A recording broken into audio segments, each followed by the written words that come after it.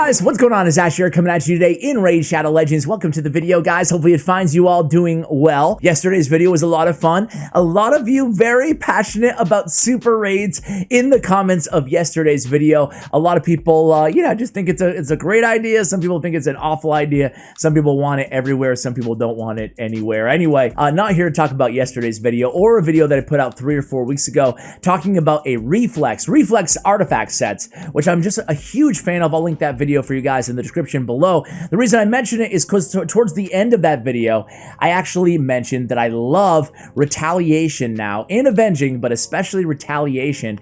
So in today's video, we're going to talk about Retaliation gear, talk about why I love it more than I did, a few months ago or whenever they buffed it, which was kind of recently, and the difference between Avenging and Retaliation and what sort of champions that I'm looking for to equip in these artifact sets. I have about 8 to 10 champions that I want to spotlight for you guys today, and more specifically though, why does it matter? Why are these champions good fits and other AoE attackers not good fits? Let's start with the artifact sets themselves. So we're talking about Dragon's Lair for Avenging and Ice Golem for the Retaliation. So Avenging, Dragon's Lair, I'm right in the middle of it.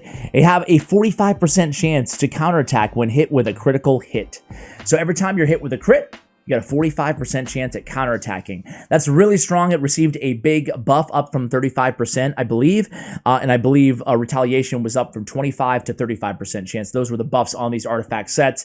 So 45% chance sounds like it's way better than the Retaliation, right? Retaliation in Ice Golem's Lair here. Don't make me destroy you. Ice Golem does not have a lair. Ash. Retaliation, 35% chance to counterattack when hit, so it does not have to be a critical hit. So 90% of the time, I did a lot of playtesting in preparation for today's video. I'm going to save you guys, right?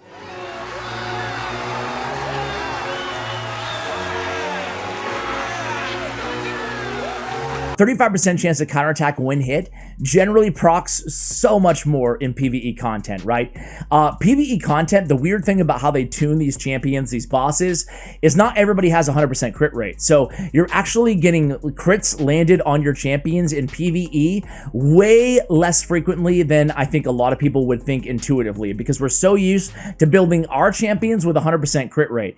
So what I'm trying to say, guys, is Retaliation is generally better than Avenging for PvE content, for dungeons, for Doom Tower, for faction wars, etc.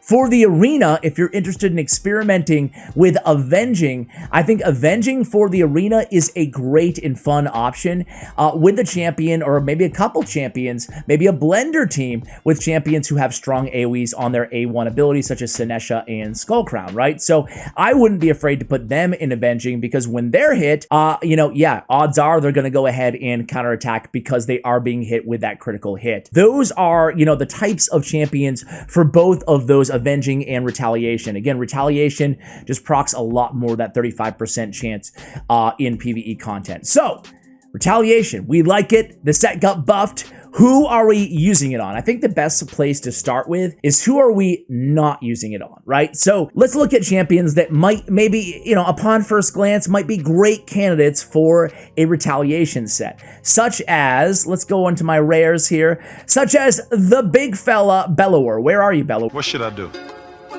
Maybe I should just disappear.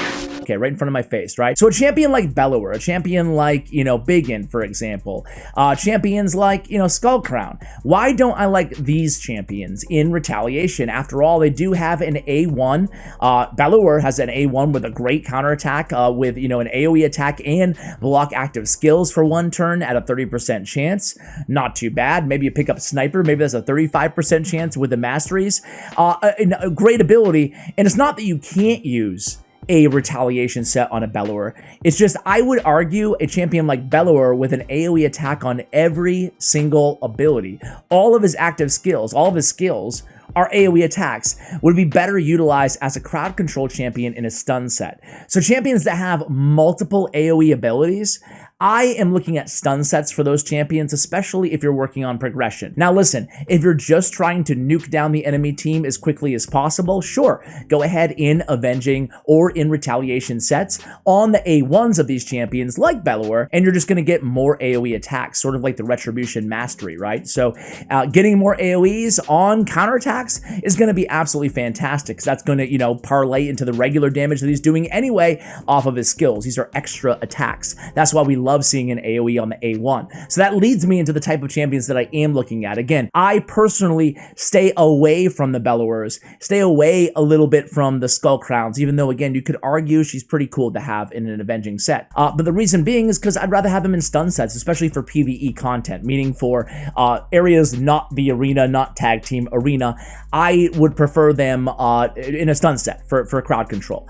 But a champion with a strong AoE attack on their A1, and then regular single target, damage dealing abilities on their other active skills, or just support abilities, for your allies. I think those are the champions that there's a huge opportunity to get a lot of damage out of those champions as well when you put them in that Retaliation set after the set was buffed to 35%. 35% might not sound like a huge chance at counterattacking, but when it's an AoE counterattack and it's happening every single time they're hit, you have a chance.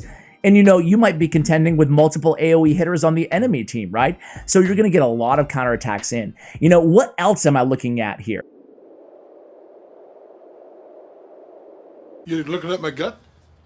No. Yeah, sure. Well, I just took a little peek. I'm looking at champions such as, let me give you guys like some rare options. Let's start with some rares, right? So let's go over to Demon Spawn. Go to a champion like Fellhound, right? So Fellhound, obviously, if you're using it for campaign farming, this doesn't really apply to you. He's not going to be counterattacking, ideally. However, if you're using a champion like Fellhound, there's a few more that I'll show you guys as well.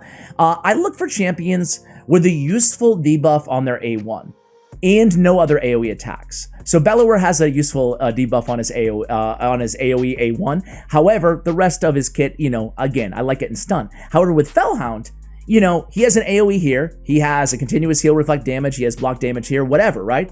But that's a perfect champion, because not only are we getting more damage, but we have, again, a 35% chance, 40 with Sniper Mastery, at applying decreased speed, albeit this is the weak version here on this specific champion, every single time he counterattacks on that A1. You can still land your debuffs on your counterattack abilities. So I'm looking for champions with useful debuffs on their A1 and an AoE, right? So let me point out a few of those for you guys. A couple more rares are we have, and you're seeing a lot of usage out of this champion, Banshee, for the secret rooms on Doom Tower, the rare onlys. Because of this synergy, it's great, right? You can just shut down her A3, right? And put her in a stun set. Again, she does have 2 AoE attacks, right? And then she's just stunning on every single hit. She has an 18% chance to land a stun.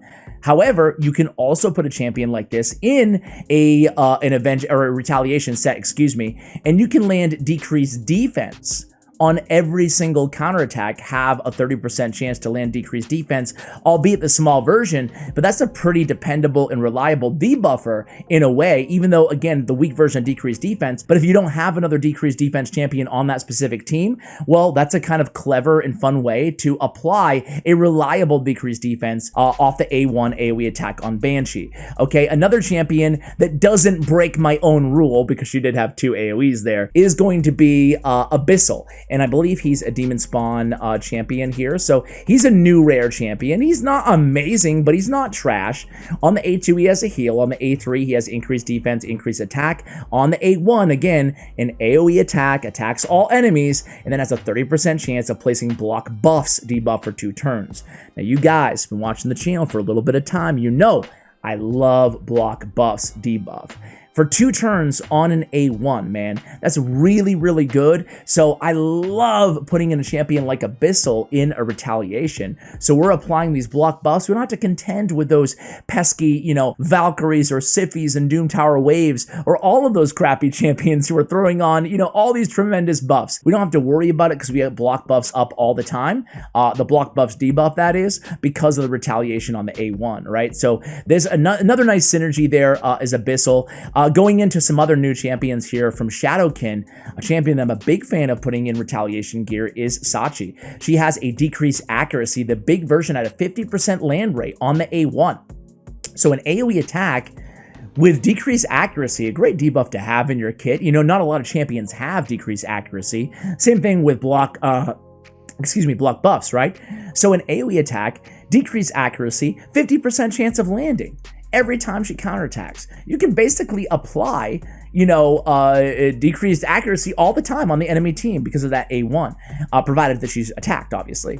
And then we have a single target and again a turn meter fill here on the one enemy attack on the A3. So again, great option there. You know, there's some kind of old school champions. I don't know if you consider Tormund an old school champion, but if you're using Tormund not in the arena, right? Or maybe you are using him in the arena, you want to try him in Avenging, right? You could use this A1, him in Retaliation or Avenging. I mean, he's placing a 25% chance of placing a freeze every single time he counterattacks on that A1. Nice to have that crowd control built into, you know, the gear set, in this case, Retaliation and the freeze. And it actually deals a lot of damage too. So you can really get clever here with what you're doing. And speaking of damage, you know, another option for you guys is taking a champion like Cupidus, who I'm actually a big fan of. He does a lot of damage on his A2 and A3.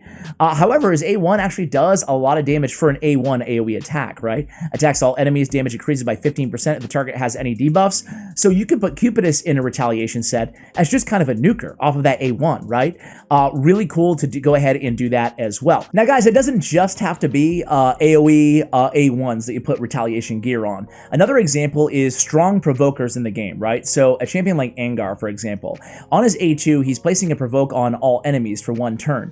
So he's going to be attacked a lot, right? So you're going to get plenty of opportunities for the proc of the retaliation gear to go off, right? So with him getting attacked all the time because of the provokes that he naturally has in his kit, then he's going to be counterattacking, you know, 1 or 2 or even 3 hits if they have that provoke, which will be the case oftentimes on his A1, which actually has pretty good multipliers on it. So look for champions that land provokes with decent multipliers on their A1 to just, again, making sure that we're getting a lot of opportunity to proc on those retaliation sets. Now, a couple more champions I wanted to point out before I let you guys go is Lizardmen.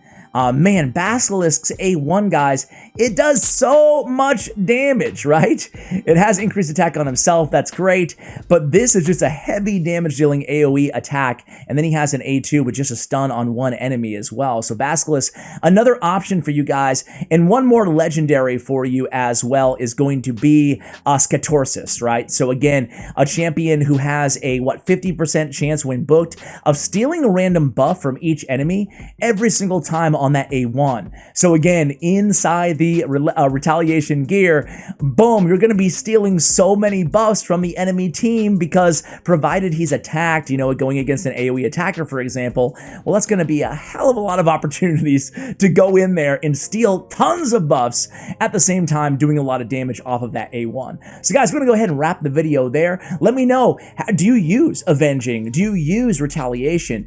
Has this video given you any inspiration to start farming some Ice Golem or, you know, ramp up your dragon? I think that for me, with resistance gear being necessary for Bommel and now with retaliation gear being an option, I think that Ice Golem is slowly becoming more attractive as a dungeon that I'm actually not, you know, dreading to farm, having to farm for events and tournaments. So guys, let me know what you think. Any additional champions that you'd like to add in the comments below that you think make a great fit for these artifact sets, let me know. Thank you for watching all the way till the end, and as always, take care, guys.